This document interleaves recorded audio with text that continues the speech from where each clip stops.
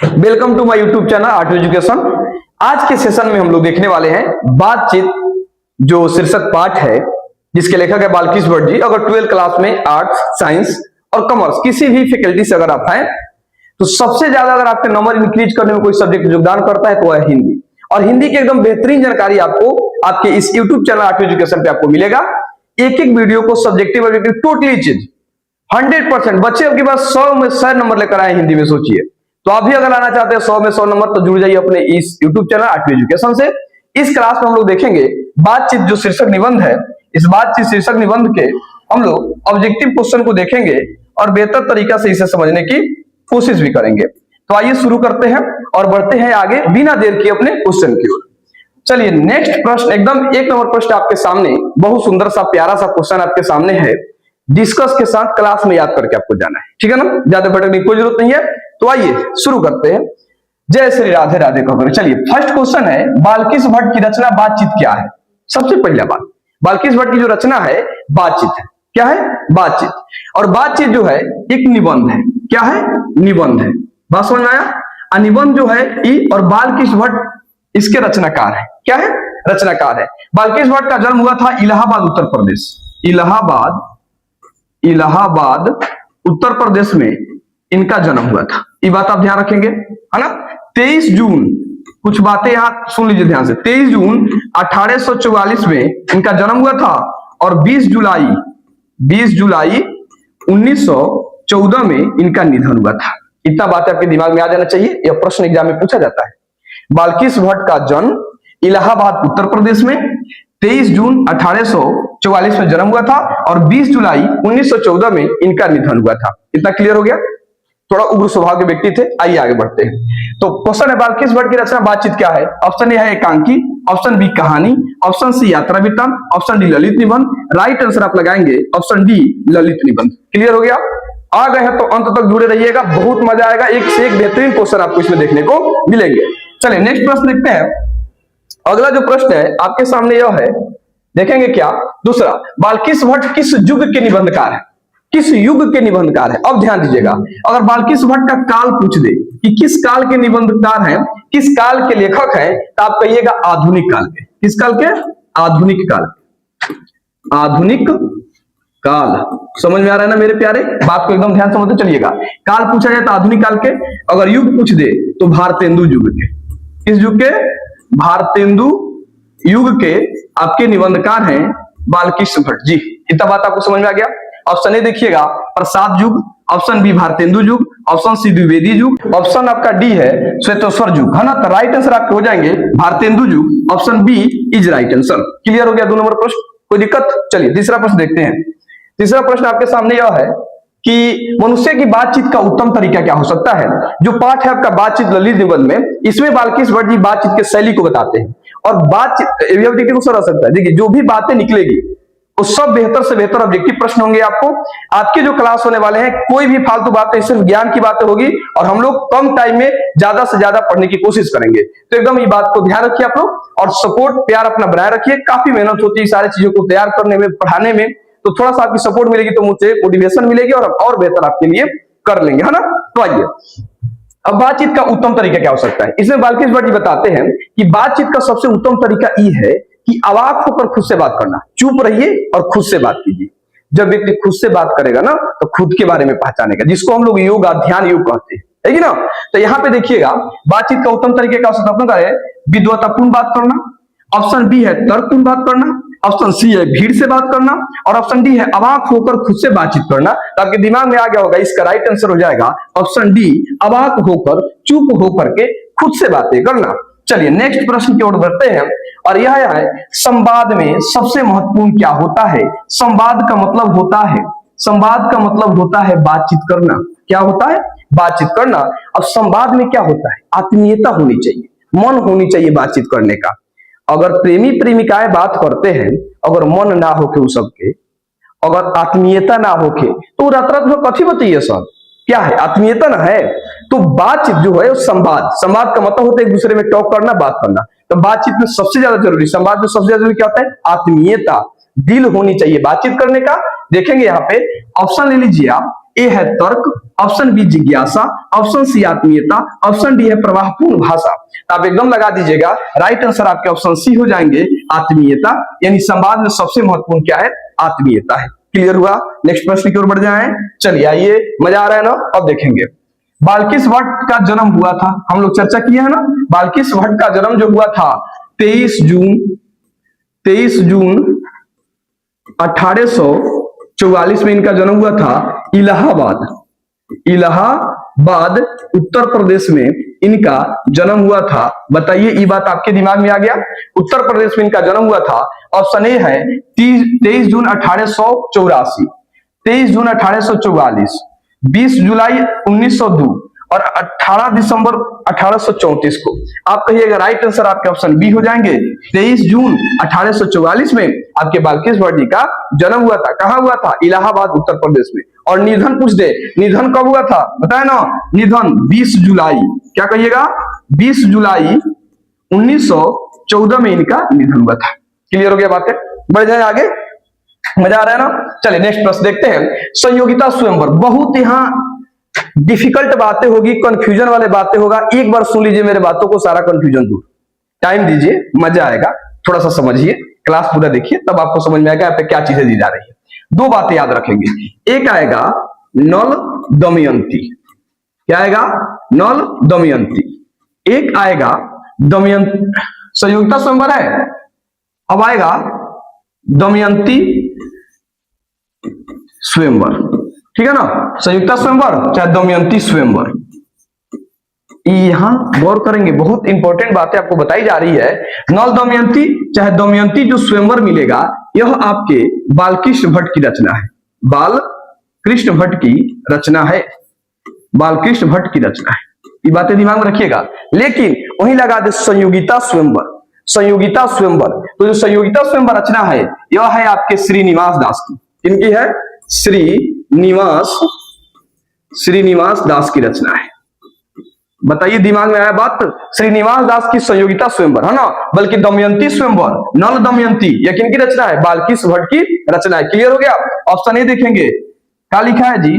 बालकृष्ण भट्ट की। Option B है प्रताप नारायण मिश्र की। ऑप्शन सी है श्रीनिवास दास की। ऑप्शन डी है मैथिली शरण गुप्त की। तो आपके दिमाग में आ गया होगा, राइट आंसर आपका हो जाएगा श्रीनिवास दास की रचना है। जहां लगा दे संयोगिता स्वयंवर श्रीनिवास दास की रचना है और बालकृष्ण भट्ट ने उसकी आलोचना की थी, बल्कि बालकृष्ण भट्ट की जो रचना है नल दमयंती और दमयंती स्वयंवर। चलिए नेक्स्ट प्रश्न की ओर बढ़ जाते हैं। यहां ध्यान लाइए आप लोग, अगला प्रश्न देखेंगे आप कि अगला प्रश्न क्या हो रहा है। कौन सी रचना बालकृष्ण भट्ट की नहीं है? इसमें बताना है कि कौन सी जो रचना है वो बालकृष्ण भट्ट की आपकी नहीं है। देखेंगे नूतन ब्रह्मचारी, 100 अजान 1 सुजान, आगे देखेंगे सद्भाव का अभाव और परीक्षा गुरु। क्लियर ना? तो यहाँ पे देखेंगे नूतन ब्रह्मचारी, 100 अजान 1 सुजान, सद्भाव का अभाव यही है, परीक्षा गुरु इनकी रचना नहीं है। राइट आंसर आपके ऑप्शन डी हो जाएंगे कि कौन सी रचना बालकृष्ण भट्ट की नहीं है। निगेटिव पूछना है तो संयुक्ता स्वयंवर, सॉरी जो परीक्षा गुरु था वो नहीं है। अगला क्वेश्चन देखेंगे, कौन सी रचना बालकृष्ण भट्ट की है? बालकृष्ण भट्ट की रचना बताना है कि कौन सी है। रेल का विकट खेल, ऑप्शन बी कछुआ धर्म, ऑप्शन सी रेणुका, अपराच विद्या। राइट आंसर हो जाएगा इसमें रेल का विकट खेल, ठीक है ना? बालकृष्ण भट्ट की रचना है रेल का विकट खेल। समझ में आ रहा है? नेक्स्ट क्वेश्चन देखते हैं, बालकृष्ण भट्ट ने कौन सी मासिक पत्रिका निकालना शुरू किया था? बहुत प्यारा सा क्वेश्चन है, बहुत इंपॉर्टेंट क्वेश्चन है आपके एग्जाम के पॉइंट ऑफ व्यू से, तो ध्यान दीजिए और बढ़िया से समझिए। जो मासिक पत्रिका निकालते थे उस मासिक पत्रिका का नाम था हिंदी प्रदीप। क्या नाम था? हिंदी प्रदीप था, हिंदी प्रदीप, हिंदी प्रदीप, खाली सा हिंदी प्रदीप, है ना? हिंदी प्रदीप निकालना शुरू किए थे। कब किए थे? ये भी डेट पूछ लेता है। 1877 ईस्वी में इस पत्रिका को निकालना इन्होंने शुरू किया था। 1877 में इसको लगभग वह 33 वर्षों तक चलाए थे। ये भी क्वेश्चन आपके एग्जाम में पूछा हुआ है, तो इतना क्लियर हो गया। हिंदी प्रदीप जो मासिक पत्रिका थी वह बालकृष्ण भट्ट निकालना शुरू किए थे। कब निकाले थे? 1877 में निकाले थे। कितने वर्षों तक काम किए थे इस पे? 33 वर्षों तक इन्होंने इस पे काम किया था। थोड़ा उग्र स्वभाव के व्यक्ति थे, इसलिए कामों को छोड़ना पड़ता था, झगड़ा करके इनको झगड़ा हो जाती थी अक्सर लोगों से। तो आंसर बता देंगे 9 प्रश्न का, प्रताप, करमवीर, हिंदी प्रदीप, ज्योत्सना। राइट आंसर हो जाएगा आपका ऑप्शन सी हिंदी प्रदीप। मजा आ रहा है ना? थोड़ी सी टाइम देंगे तो बेहतर डिस्कस हम लोग कर पाएंगे, ऑप्शन पे कुछ बातें एक्स्ट्रा बता पाएंगे, तो उसके टाइम तो देना पड़ेगा। फटाफट आंसर तो आप किताब से भी रट लेंगे। चलिए आगे बढ़िए, अगला प्रश्न देखते हैं। आप 10 नंबर प्रश्न देखिए, बातचीत किस विधा की रचना है? स्पष्ट जन्म की है। बातचीत क्या? ललित निबंध है। देखिए ऑप्शन ए आलोचना, ऑप्शन बी गीत, ऑप्शन सी शोध, ऑप्शन डी निबंध। राइट आंसर हो जाएगा आपका ऑप्शन डी निबंध हो जाएगा। चलिए नेक्स्ट प्रश्न देखते हैं। चलते हैं थोड़ा तेजी में, जहां बताने वाली बातों को हम बताते चलेंगे। आगे देखिएगा, रविंसन क्रूसो को 16 वर्ष के उपरांत किसके मुख से एक बात सुनने को मिली थी? तो रविंसन क्रूसो थे, वो जंगली थे। ऐसे माना जाता है ना कि जो मोगली जो फिल्म था द जंगल बुक, इन्हीं के स्टोरी को लेकर के बनाया गया था। जो कौन थे? आपके रविंसन क्रूसो। रविंसन क्रूसो 16 वर्ष तक मनुष्य का मुख नहीं देखे थे, और मनुष्य का मुख नहीं देखे 16 वर्ष बाद एक व्यक्ति थे फ्राइडे। कौन थे? फ्राइडे। फ्राइडे के मुख से एक बात सुने थे इन्होंने, रविंसन क्रूसो। यहाँ सब्जेक्टिव क्वेश्चन ये भी पूछता है कि किसको 16 वर्षों तक मनुष्य का मुख देखने को नहीं मिला था, तो रविंसन क्रूसो लगाएंगे। और किसके मुख से बात सुने थे? फ्राइडे के मुख से बात सुने थे। यहाँ जो प्रश्न यही कर रहे हैं, रविंसन क्रूसो ने 16 वर्ष के उपरांत किसके मुख से बात सुनी थी? ऑप्शन ए देखिए फ्राइडे के, ऑप्शन बी संडे के, ऑप्शन डी सी एडिसन के, ऑप्शन डी स्टील के। राइट आंसर आपके ऑप्शन ए हो जाएंगे। क्या हो जाएगा? फ्राइडे के मुख से उन्होंने एक बात सुनी थी। क्लियर हो रहा है? मजा आ रहा है ना? चलिए आगे बढ़ जाते हैं। चलिए तेजी में चलते हैं। बातचीत शीर्षक निबंध के निबंधकार कौन है? पूछने वाली बात है। बालकृष्ण भट्ट जी बातचीत शीर्षक निबंध के निबंधकार है। ऑप्शन क्या हो जाएगा? ऑप्शन डी राइट आंसर हो जाएंगे बालकृष्ण भट्ट। कोई दिक्कत? चलिए अगला प्रश्न देखेंगे। 16 नंबर क्वेश्चन आपके सामने। बातचीत के माध्यम से बालकृष्ण भट्ट क्या बताना चाहते हैं? बातचीत के माध्यम से बताना चाहते हैं बातचीत की शैली की। बातचीत की कई सारे तरीका होते हैं। बातचीत की शैली बताना चाहते हैं बालकृष्ण भट्ट जी की। बातचीत के कई सारे तरीका होते हैं। प्रेमी प्रेमिकाएं बात करते हैं, बुढ़वा बुढ़िया बात करती है, सब कुछ लोगों में बदकही होती है। असल बातचीत सिर्फ दो व्यक्ति के बीच हो सकती है ना? बोलने से मनुष्य के रूप का साक्षात्कार होता है। कई सारी बातें आपको देखने को इस पाठ में मिलेंगे। तो इसमें मुख्य रूप से क्या बताते हैं? बातचीत की शैली बताते हैं। देख लीजिए राइट आंसर क्या होगा आपके सामने? ऑप्शन ए हो जाएगा बातचीत की शैली। कोई दिक्कत? चलिए नेक्स्ट प्रश्न की ओर बढ़ते हैं। अगला क्वेश्चन देखेंगे 17 नंबर। 17 नंबर क्वेश्चन कह रहा है कि भट्ट जी को किसने अंग्रेजी साहित्य के एडिशन एंड स्टील की उपाधि दी थी? है ना? तो आचार्य रामचंद्र शुक्ल जो थे एक आलोचक थे, और आचार्य रामचंद्र शुक्ल द्वारा इन्हें ही हिंदी साहित्य के एडिशन एंड स्टील की उपाधि दी गई थी। तो ऑब्जेक्टिव क्वेश्चन पूछा जाएगा कि एडिशन एंड स्टील की उपाधि किसे दी गई है? तो बालकृष्ण भट्ट को। किसने दिया था? तो आप क्या कहिएगा? आचार्य रामचंद्र शुक्ल जी दिए थे। ऑप्शन देखिए तो कहां मिल रहा है आपके? Option A Acharya Prasad Dwivedi, option B doctor Nagendra, option C Ramchandra Shukla, option C Ramvilas Sharma, option आपके सी राइट आंसर हो जाएंगे क्या? रामविलास शर्मा। चलिए अगला प्रश्न देखते हैं। बालकृष्ण भट्ट का निवास स्थान। चलिए पूछने वाली बात है, हम लोग चर्चा किए हैं। बालकृष्ण भट्ट का जो निवास स्थान है इलाहाबाद उत्तर प्रदेश में, यूपी में इनका निवास स्थान है, उत्तर प्रदेश में इलाहाबाद का। देख लीजिए, गौर कीजिएगा, बहुत बढ़िया। देख रहे हैं लखनऊ उत्तर प्रदेश, सब उत्तर प्रदेश से खाली काम नहीं चलेगा। इलाहाबाद उत्तर प्रदेश, मथुरा उत्तर प्रदेश और बनारसी उत्तर प्रदेश, सब उत्तर प्रदेश है, लेकिन राइट आंसर हो जाएगा इलाहाबाद उत्तर प्रदेश में इनका निवास स्थान था, जन्म स्थान था। चलिए नेक्स्ट प्रश्न देखते हैं। बालकृष्ण भट्ट ने किस मासिक पत्रिका का संपादन किया? अभी हम लोग चर्चा किया है कि मासिक पत्रिका निकालना शुरू किए थे जिसका नाम था हिंदी प्रदीप। तो हिंदी प्रदीप क्या है? राइट आंसर हो जाएगा आपका ऑप्शन सी। कोई समस्या? चलिए नेक्स्ट प्रश्न की ओर बढ़ते हैं। आपके सामने 17 नंबर प्रश्न क्या है कि बालकृष्ण भट्ट ने हिंदी प्रदीप नामक मासिक पत्रिका निकालना कब प्रारंभ किया था? अभी तो हम लोग चर्चा किए, अभी तो इस क्लास में सुने। बताइए क्या होगा?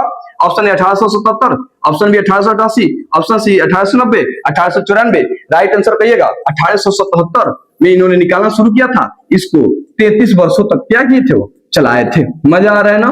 सब कुछ क्लियर हो जाएगा एक वीडियो देखने के बाद, कहीं भटकने की जरूरत नहीं होगा। अगर आप क्लिक कर दिए तो वीडियो को देख कर ही जाइए, तब आपको समझ में आएगा इसमें क्या क्वालिटी दी गई है आपको। चलिए आगे बढ़ते हैं। कौन सी रचना बालकृष्ण भट्ट की द्वारा रचित नहीं है? इसमें बताना है कि बालकृष्ण भट्ट की रचना निम्न में से कौन सी नहीं है। चलिए इसको देखते हैं। पद्मावती, बेनी संहार, मेघदूत, मेघनाथ वध। पद्मावती इनकी भी रचना है ना। एक पद्मावती जो है आपके मलिक मोहम्मद जायसी की भी रचना है, ध्यान रखिएगा। लेकिन पद्मावती भी रचना करते हैं। राइट आंसर क्या हो जाएगा? मेघनाथ वध जो है इनकी रचना नहीं है, ऑप्शन डी राइट आंसर हो जाएंगे इसमें। चलिए नेक्स्ट प्रश्न देखते हैं। इनके रचना का ट्रिक हम आपको रील्स में दे देंगे, कोई दिक्कत नहीं होगा। चलिए अब देखेंगे कौन सा उपन्यास बालकृष्ण भट्ट द्वारा रचित है। इसमें उपन्यास बताना है। 100 अजान एक सुजान इनकी एक रचना थी जो उपन्यास था। जैसा काम वैसा परिणाम इनका एक प्रहसन है। ये भी ऑब्जेक्टिव क्वेश्चन पूछता है कि बालकृष्ण भट्ट का प्रहसन कौन है? तो कहिएगा जैसा काम वैसा परिणाम इनका प्रहसन है, बल्कि 100 अजान एक सुजान इनकी एक उपन्यास है। एक मात्र उपन्यास से देखेंगे। महिला आंचल, महिला आंचल इनकी रचना नहीं है। चलिए गोदान नहीं है। 100 अजान एक सुजान, यही राइट आंसर हो जाएगा आपके ऑप्शन सी। राइट आंसर हो जाएगा 100 अजान एक सुजान, ठीक है ना। महिला आंचल फणीश्वरनाथ रेणु की रचना है। गोदान आपके मुंशी प्रेमचंद्र की रचना है। समझ में ना, फेमस उनका उपन्यास है। चलिए नेक्स्ट प्रश्न देखते हैं। अगला क्वेश्चन आपके सामने यह है कि नाटक के प्रारंभ में गाए जाने वाले पाठ को क्या कहते हैं? तो नाटक जो होता है और नाटक प्रारंभ होता है उसके शुरू में गाए जाने वाले पाठ को नंदी पाठ के नाम से जानते हैं। किस पाठ के नाम से? नंदी पाठ उसको कहा जाता है। नंदी पाठ के नाम से जाना जाता है। कि अब देख लीजिए ऑप्शन कहाँ है, ऑप्शन बी है राइट आंसर हो जाएंगे आपके इस प्रश्न का नंदी पाठ। टाटा के प्रारंभ में होने वाले मंगल पाठ को नंदी पाठ के नाम से जाना जाता है। रॉबिन्सन क्रूसो को कब तक मनुष्य का मुख देखने को नहीं मिला था, चर्चा हुआ था 16 वर्ष तक मनुष्य का मुख नहीं देखे थे और फ्राइडे के मुख से एक बात सुने थे। ये क्लियर हो गया। चलिए ऑप्शन क्या हो जाएगा, सी राइट आंसर हो जाएंगे। 16 वर्ष तक इन्होंने मनुष्य का मुख नहीं देखा था। नेक्स्ट प्रश्न आपके सामने, बोलने से ही मनुष्य के रूप का साक्षात्कार होता है। एकदम ध्यान रखेंगे इस बात को, बहुत इंपॉर्टेंट पॉइंट है। बोलने से ही मनुष्य के रूप का साक्षात्कार होता है, यह जो विचार है वह है बेन जॉनसन का। किनका है, बेन जॉनसन का। बेन जॉनसन का यह विचार है कि बोलने से ही मनुष्य के रूप का साक्षात्कार होता है, अर्थात जब मनुष्य बोलता है तब तो उसके गुण और दोष पता चलता है। यानी जबान जो है वह आपका क्या है, एक दुकान है, जब खुलता है तो पता चलता है कि कोयले की है कि सोने की है। तो बोलने से लोग काफी प्रभावित होते हैं, आपके विचारों से काफी प्रभावित होते हैं, ये ध्यान रखिएगा। तो बोलने से ही मनुष्य के रूप का साक्षात्कार होता है, यह विचार किनका है, तो बेन जॉनसन का है। बल्कि एक बात और ध्यान रखिएगा, बल्कि असल बातचीत दो व्यक्तियों के बीच होती है, असल बातचीत दो व्यक्तियों के बीच हो सकती है। यह बात किनका है, आप कहिएगा असल बातचीत दो व्यक्तियों के बीच हो सकती है, यह बात है एडिसन की। यानी जब दो व्यक्ति होते हैं ना तो अपना दिल की बात दूसरे के सामने खोलते हैं, समझ रहे हैं ना। तो फिलहाल चलिए आपके 22 और प्रश्न का राइट आंसर क्या हो जाएगा, Ben Johnson, option B is right answer. चलिए नेक्स्ट प्रश्न देखते हैं। अगला देखिए 26 नंबर प्रश्न, असल बातचीत दो व्यक्ति के बीच हो सकती है, किसने कहा था, अभी हम लोग चर्चा की है।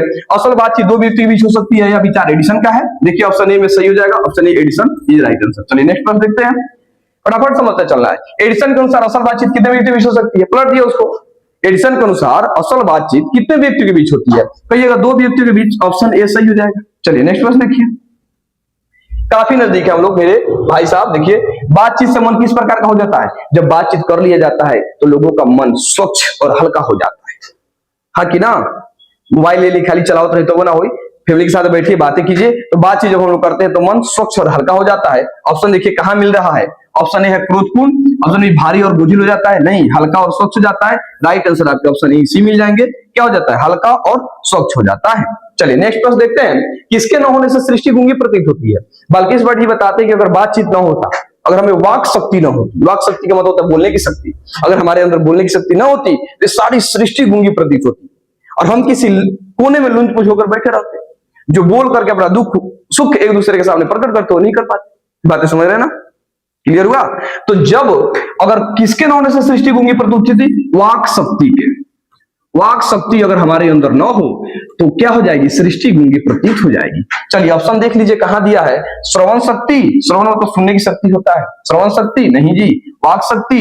राइट आंसर आपके ऑप्शन बी हो जाएंगे, वाक शक्ति अगर हमारे अंदर न रहे तो सृष्टि गूंगी प्रतीत होती है। चलिए अब लास्ट ही हम लोग है, आर्ट ऑफ कन्वर्सेशन कहां के लोगों में सर्वाधिक प्रचलित है। सबसे पहले समझिए आर्ट ऑफ कन्वर्सेशन क्या होता है। आर्ट ऑफ जो कन्वर्सेशन है वह बातचीत करने का एक उत्तम तरीका है, बातचीत करने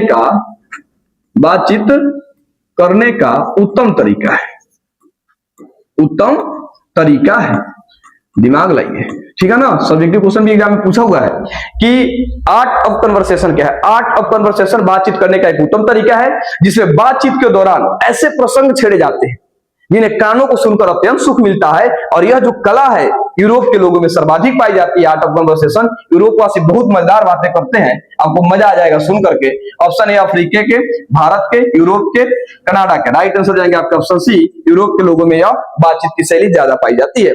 चलिए लास्ट प्रश्न आपके सामने है इस पाठ का कि बाल्किस भट्ट किस काल के रचनाकार थे। हम लोग शुरू में ही चर्चा किए थे, अगर काल पूछ दे तो आधुनिक काल, काल पूछ दे तो आधुनिक काल कहेंगे, लेकिन अगर वही युग पूछ दे तो भारतेंदु युग कहेंगे, भारतेंदु युग कहेंगे। कोई दिक्कत? तो इस प्रश्न का जो 28 नंबर प्रश्न है इसका राइट आंसर आपके क्या हो जाएंगे, आधुनिक काल, ऑप्शन डी राइट आंसर हो जाएगा। यह इस आपके समझिए चैप्टर का लास्ट प्रश्न था। कुल हम लोग इसमें 28 प्रश्नों को डिस्कस किए। हो सकता है वीडियो लंबा हो, लेकिन एक भी एक्स्ट्रा बातें नहीं है, जितने सारे बातें पूरी किताब का डिटेल्स आपको दे दिया गया है, किसी प्रकार की कोई दिक्कत नहीं होगी। तो थोड़ा सा प्यार बनाइए, सपोर्ट बनाइए, वीडियो शेयर कर दीजिए अपने दोस्तों के बीच। फिर हम आपसे मिलेंगे नेक्स्ट क्लास में, तब तक के लिए जय हिंद, जय भारत, बेस्ट ऑफ लक।